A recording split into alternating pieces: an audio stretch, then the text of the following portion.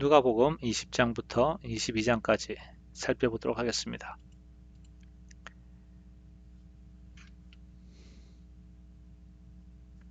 예수님께서 성전을 정화하실 때 종교 지도자들이 와서 무슨 권세로 이런 일을 하느냐고 물었습니다. 그때 예수님이 이제 질문하시죠. 요한의 세례가 하늘로부터냐 사람으로부터냐?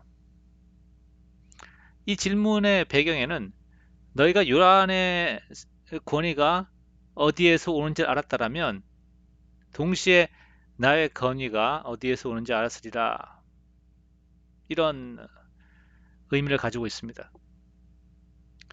그리고 또 하나의 의미는 너희들이 요한을 인정하지 않았기 때문에 나도 인정하지 않는 것이다. 자, 예수님의 이러한 질문, 요한의 세례가 하늘로부터냐 사람으로부터냐 이런 질문에 대해서 어디서 오는지 모른다고 대답을 했죠. 그 이유는 무엇입니까? 그렇죠. 자신들의 이익을 위해서 하늘로부터도 인간으로부터도 5절, 6절에 그렇게 되어 있죠. 그래서 알지 못한다 이렇게 대답을 한 것입니다.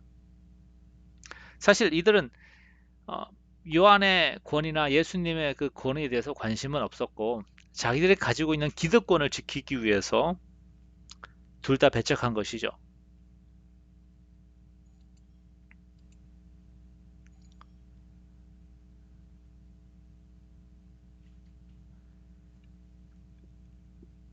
이들의 관심사는 현재 종교 시스템에서 자신들의 특권을 유지하는 것이었습니다. 그런데 세례 요한의 경우에는 구약의 어떤 종교 시스템 안에서 개혁을 외치고 회개를 외쳤기 때문에 사실은 그렇게 위협이 되지 않았죠. 그래서 세례 요한은 내버려 두었습니다. 물론 헤롯 왕에 의해서 죽임을 당했지만, 그런데 예수님은 구약 종교에 대해서 시스템에 대해서 도전하시기 때문에 예수님을 제거하려고 하는 것이죠. 이와 같이 현재 나에게 주어진 것을 의지하고 또는 그것을 지키는 데 우리가 집착을 하게 되면 복음을 대적하게 되는 수가 있습니다.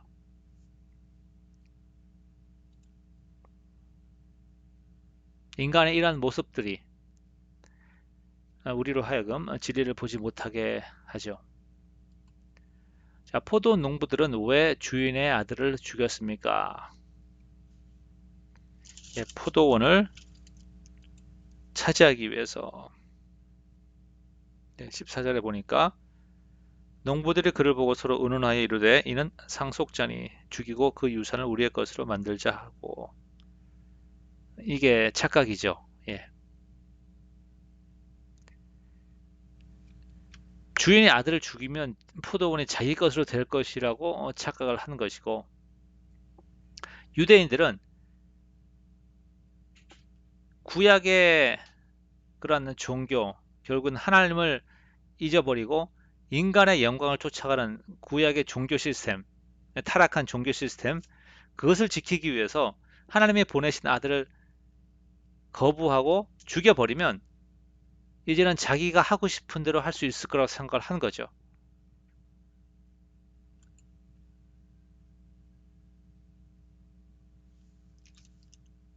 네.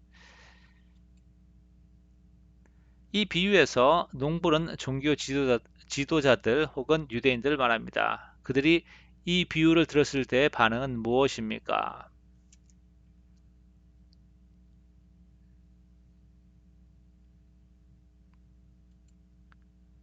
예수님을 잡고자 했죠.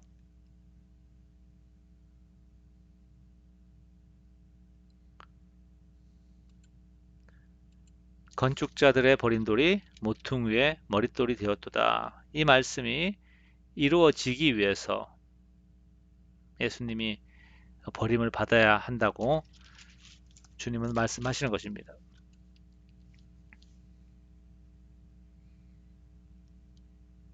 포도 비유를 들었을 때 사람들은 그 의미를 알았습니다. 예.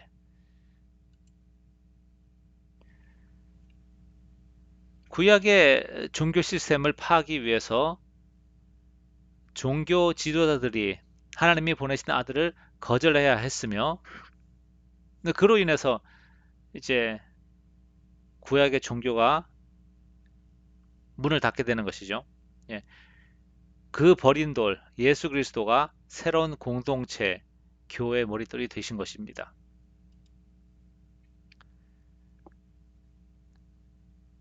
종교 지도자들이 가이사에게 세를 바치는 것이 가하냐고 질문했습니다. 이들이 거짓으로 예수님을 칭찬한 말을 보십시오.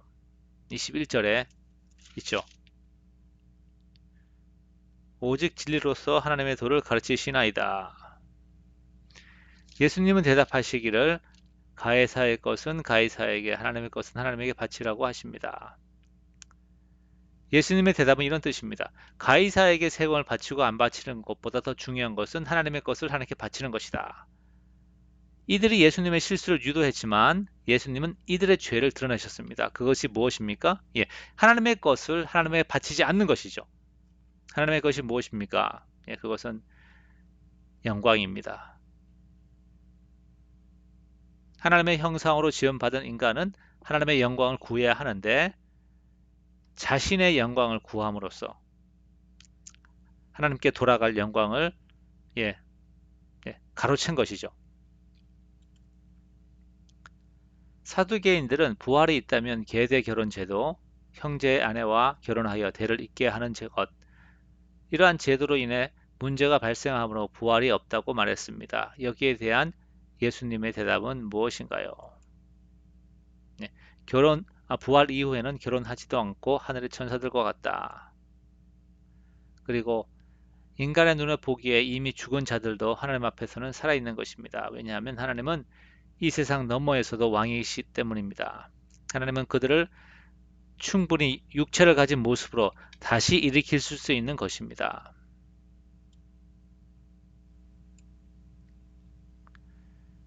부활의 논쟁 후 예수님께서 41절, 44절, 그렇죠.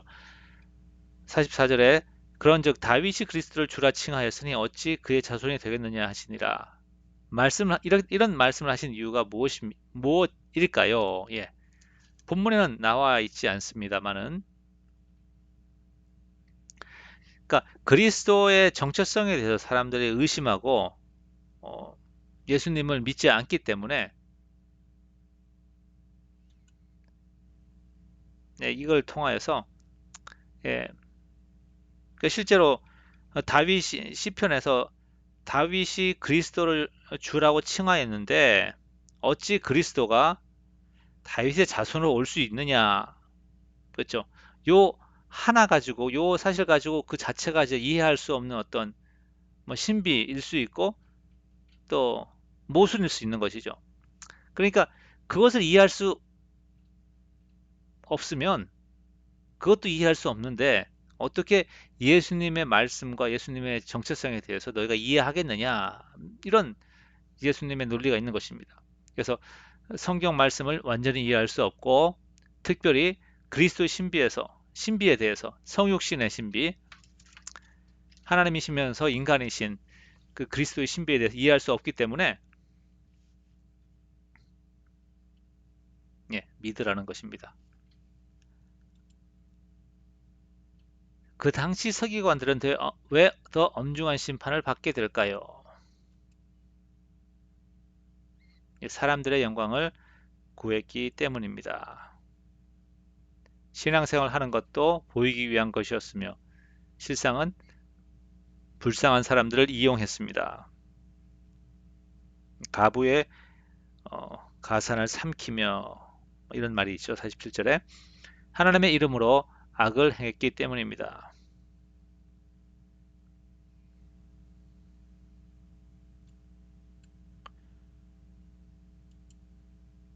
21장, 어떠한 원리로 가난한 과부는 다른 모든 사람보다 더 많이 헌금한 것인가요? 없는 것에서 삶의 전부를 들었기 때문입니다. 하나님은 마음을 받으십니다. 제자들이 예루살렘 성전의 아름다움과 수많은 재물에 대해서 자랑했을 때 예수님은 무엇을 말씀하셨습니까?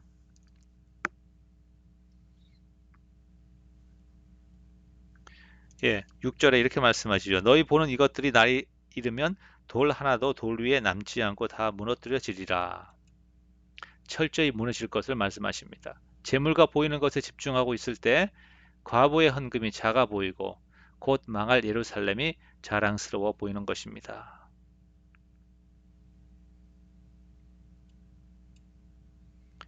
제자들이 마지막 때 징조가 무엇인지 물어보았을 때 예수님께서는 일어날 일들에 말씀하시면서 동시에 제자들의 관심이 예수님의 증인되는 사역에 집중하길 원하셨습니다. 다음의 본문들은 모두 마지막 날과 관련한 예수님의 말씀입니다. 간단하게 요약해 보세요. 8절 9절 여러 거짓 교사와 거짓 그리스도가 미혹할 것이나 그들을 따르지 말고 여러 소문에 두려워하지 말라. 10절에서 18절 전쟁과 지진, 기근과 전염병, 큰 혼란 가운데 믿는 자들은 핍박을 받을 것이다. 그러나 그러한 상황들에 대해서 어떻게 대처할지 미리 궁리하지 말고 오직 주님의 증인들은 사역에 집중하라. 주님께서 그때그때 인도하시고 보호할 것이다. 20절, 24절 예루살렘이 이방인의 수가 차기까지 이방인들에게 짓밟힐 것이다. 25절에서 28절 자연계와 우주의 징조가 나타나고 사람들이 두려워할 때 그때 인자가 구름 타고 능력과 큰 영광으로 올 것이다.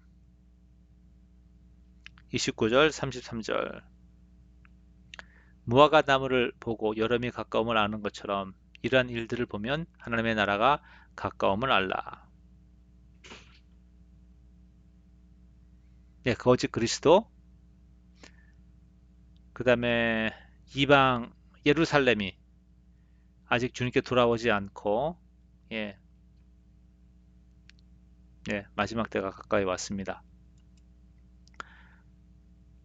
이제 34절부터 36절은 결론이죠. 결론, 그러니까 마지막 날을 살아가는 우리에게 주시는 주님의 말씀입니다. 장차 오실 인자 앞에 설 수 있도록 스스로 조심하여 깨어 있으라 이렇게 말씀하십니다. 그리스도인들은 왜 핍박을 받게 됩니까? 예수님의 증인 되기 위해서 또 그 이름으로 인해서 핍박을 받게 되는 것이죠.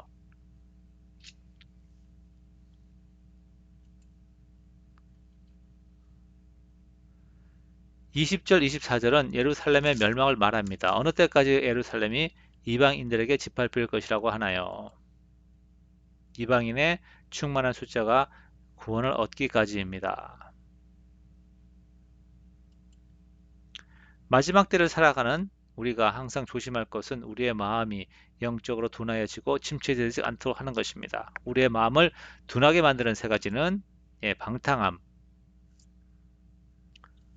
술 취함, 생활의 염려입니다. 그리고 이것들로부터 벗어나기 위해서는 항상 기도하며 깨어 있어야 합니다. 네, 30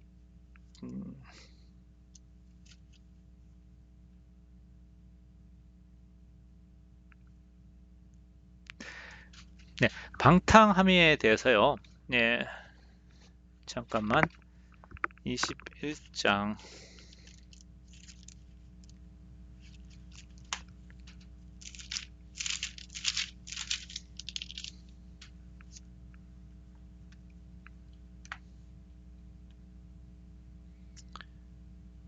예, 영어를 보면 소모적인 그러한 삶을 말하고 있습니다. 예, 어, 한글 성경에 방탕함이라고 말하고 있는데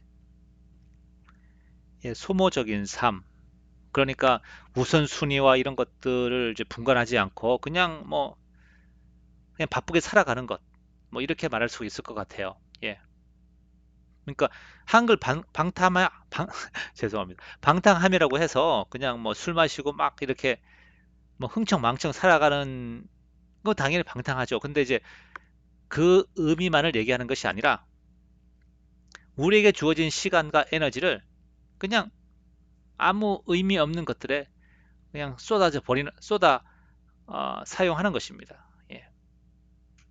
그리고 이제 술 취함은 말 그대로 세상의 쾌락과 즐거움에 빠져 있는 것이고, 예, 생활의 염려는 아시겠죠? 자, 22장, 6월절 만찬, 배신, 그리고 부인. 예수님의 제자 유다는 어떻게 해서 예수님을 배반하게 됩니까? 예, 사탄이 들어가서, 그래서 능동적으로 예수님을 팔아 넘기기로, 예, 유다가 찾아가서 말하죠. 누가복음의 기록을 보면 무엇보다 예수님께서 넘겨지심을 당하는 배신에 대해서 좀 강조를 하고 있습니다. 그 누가복음이 그리스도, 그러니까를 믿는 것은 그리스도를 따르는 것에 대해서 주님을 따르는 길, 제자의 길에 대해서 많이 얘기를 하고 있죠. 그러면서 주님을 따르지 않고 이 반면에 또 배반하는 것, 이렇게 이제 그렇게 두 가지를 주님을 따르는 것과 주님을 배반하는 것을 대비하고 있는 것 같습니다. 예수님의 제자들은 예수님의 지시로 물동이를 이고 가는 사람을 따라가서 유월절 만찬 장소를, 예, 파악하게 되죠. 유월절 만찬에서 예수님께서 제자들에게 하신 세 가지 말씀은 무엇입니까? 고난 받기 전에 유월절 식사를 너희와 하고 싶었다. 하나님 나라에서 유월절이 다 이루기까지 유월절 식사를 먹지 않겠다. 이것은 너희를 위하는 내 살과 피다. 이것을 행하여 나를 기념하라. 예수님이 어, 부활하시고 하늘나라로 가신 후에 제자들이 이제 주님의 만찬을, 뭐 유월절은 아니죠. 주님의 만찬을 나누면서 그 빈자리, 주님의 빈자리를 늘 생각했을 것이고, 이제 하늘나라 가서, 그죠? 하나님께로 가서 주님과 함께 이루는 그러한 유월절, 천국 그 잔치, 거기에 참여하는 걸 소망했을 것입니다. 그러니까 우리도 교회에서 주님의 만찬, 성만찬, 성찬이라고 부르죠. 예, 할 때 주님과 함께 하게 될 그것, 천국에서 그것이 사실은 우리가 이 땅에서 교회에서 나누는 성찬의 완벽한 모습이죠. 예, 그것을 기대하면서 또 사모하면서, 예, 우리가 성찬을 하는 것입니다. 유월절 만찬 후에 이어진 마지막 설교에서는 제자들이 가지고 있던 하나님의 나라에 대한 오해와 그에 따른 주님의 가르침을 발견하게 됩니다. 또한 주의 나라를 선포하는 사역에 있어서 세상 나라의 핍박도 예상하게 됩니다. 한 제자는 주님이 가시는 길이 자신이 기대하고 있었던 주의 나라가 아니었기에 그를 배반하게 됩니다. 네, 가룟 유다인데 본문에서는 그 이름이 나와 있지 않죠. 본문을 잠깐 보겠습니다. 그렇죠. 21절에 그러나 보라 나를 파는 자의 손이 나와 함께 상위에 있도다. 어디까지 읽었죠? 예, 배반하게 됩니다. 베드로는 시모나 이렇게 31절에 말하고 있죠. 베드로는 자기 힘으로 주를 따를 수 있다고 자신함으로 나중에 주님을 부인하게 됩니다. 자신하지 않았으면 부인할 그것도 없었을 것 같아요. 그냥 뭐 도망갔을 테니까. 예. 아마도 베드로가 큰 소리를 쳤기 때문에 하나님께서는 이제 베드로가 부인하게 되는 그런 자리에 가도록 하시고 거기서 자신의 어떤 교만과 혹은 무능함을 깨닫도록 하시는 것이죠. 제자들은 주의 나라가 가까움을 알고 자연스럽게 누가 큰 자인지에 대한 논쟁을 하게 되는 것입니다. 일반적으로 식탁에 앉아서 먹는 자가 서서 섬기는 자보다 크지만 제자들은 그렇게 하면 안 됩니다. 왜죠? 네, 주님께서 섬기는 자로 그들 가운데 계시기 때문입니다.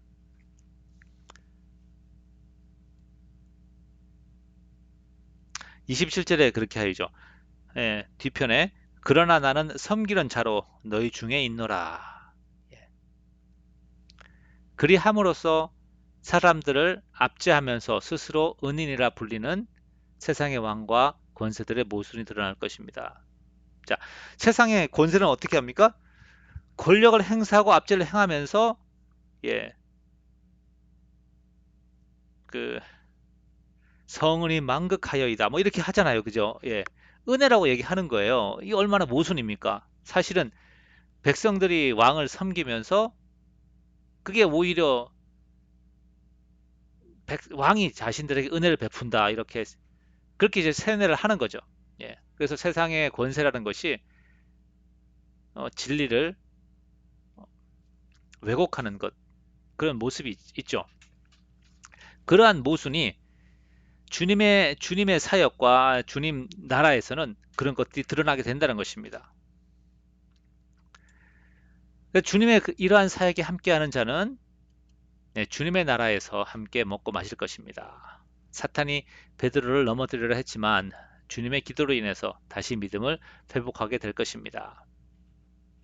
세상에서 주님의 사역을 감당하는 것은 어려움이 따릅니다. 왜냐하면 세상은 주님을 범죄자의 동류로 취급했기 때문입니다. 예, 두 강도와 함께 십자가에 못 박은 것을 이제 우리가 알 수가 있습니다. 따라서 우리는 그러한 핍박에 대한 마음의 준비를 하고 있어야 합니다. 주님께서 섬기는 자로 우리들 가운데 계신다는 것은 무슨 의미입니까? 네, 참된 유월절 만찬을 위해서 그 잔치, 유월절 잔치를 위해서 살과 피를 내어주신 것이라고 생각을 합니다.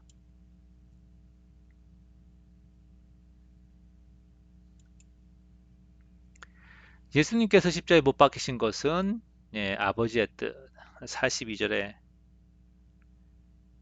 되어 있죠. 예, 아버지의 원대로 되기를 원하나이다.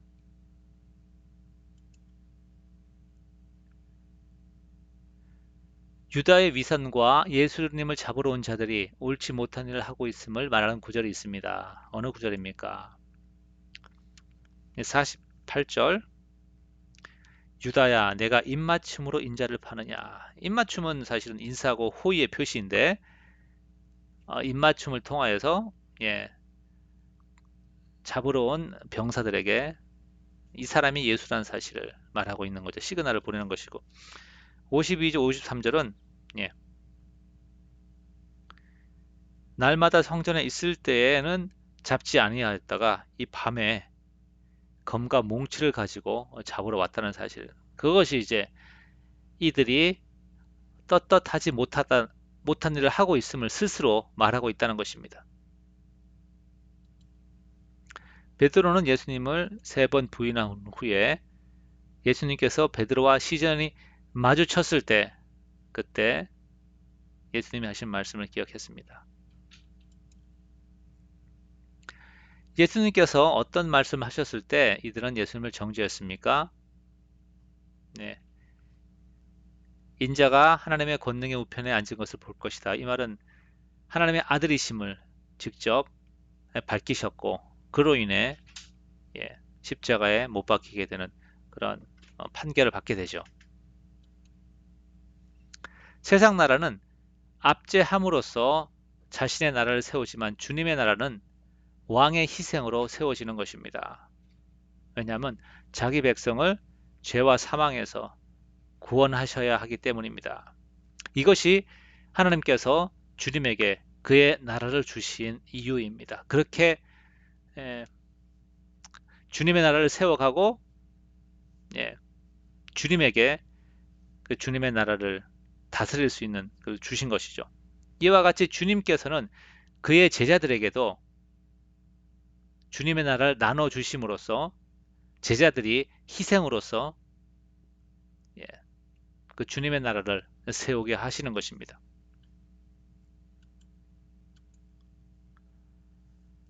주님께서 선포하시는 주의 나라에 대한 제자들의 반응과 세상 권력자들의 핍박은 스스로 자신들의 한계와 죄성을 드러내죠. 배신과 위선, 유다, 불의함, 그리고 무능함. 베드로의 무능함은 뭐죠? 설사 주님의 나라를 위한 희생을 자기가 할 수 있다고 원하고 또 자신한다 하지만 할 수 없는 사실, 없다는 사실. 그것이 드러나게 된 것입니다.